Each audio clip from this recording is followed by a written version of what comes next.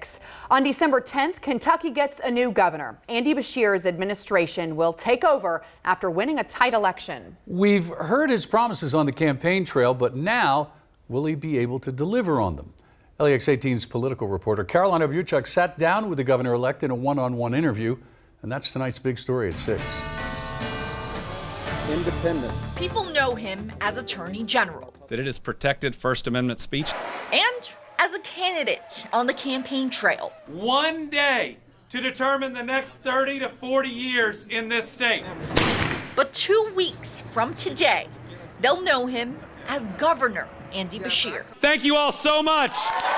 And for the first time since he won the election, he sat down with LEX 18 to talk. Hello. How are you doing? Doing well. How are Nice you? to see you. Nice to see you. In a one-on-one interview, Beshear answered questions on tough topics in Kentucky, like the fight over public education. During the campaign, he made big promises, like across-the-board raises for teachers and better school funding. How are you going to fulfill these promises now with the money that Kentucky has in this upcoming budget that you have to set? Will you have to cut other things? Well, we're going to look at revenue options, but to me, a budget is a values document. Even if we have more revenue, there's never going to be enough for everything we need. So the question is, what do we as Kentuckians value the most? And that has to start with public education. It has to start with giving every child that is in that system better and more opportunity. That's how we invest in our future, which are those kids in the classrooms. But critics say, well, why don't your kids go to public school? What do you say to them? My kids had an amazing opportunity to do what every child in Kentucky should do, which is go to preschool. I mean, we have so many kids that come in that aren't kindergarten ready, that oftentimes they're behind and they may not catch up. So we did what most people have to do, which is to go to a private preschool. It had a K through 5, and it was one that really fit our family and welcomed and loved our kids. And I'm always going to do what's best for my kids, which everybody else is going to do.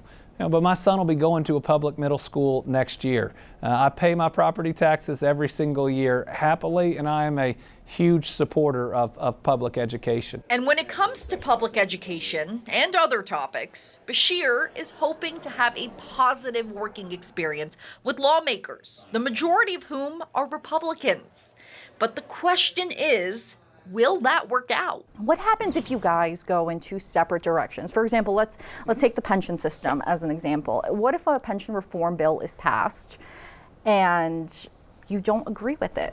What happens? Well, there's going to be disagreement. I mean, that happens. Our government is based on conflict, at least in part, and that's supposed to help us come to better decisions. It's how we deal with the conflict that is so important. It may be on day 4 we're arguing about something that we disagree on, but if we do it in the right way, if we disagree without being disagreeable, without being personal, and without being nasty, it lets us come back on day 5 and work on something that we all agree on. Beshear says he's optimistic about getting things done in a civil manner, but he knows there will be challenges that will make things tense at times. We're always going to have budgetary challenges. We're always going to have at least one person somewhere that might not be in this spirit of cooperation we got to build, but we can work with that. We can address those challenges. One of those challenges may be bills on abortion. I've been very clear that I support Roe v. Wade, but I also support reasonable restrictions, especially on late-term procedures. But there's some ground that I think we all ought to be able to agree on, and those deal with victims of rape and incest. Another big topic is revenue options. Beshear wants to legalize casino gambling and use that money to help fund the pension system. But some lawmakers say that bill won't pass in Kentucky. I believe that over the long run, people are going to see that this is just money that we are losing to other states, that every single state around us has some form of gaming, and we are simply giving our tax dollars away to them.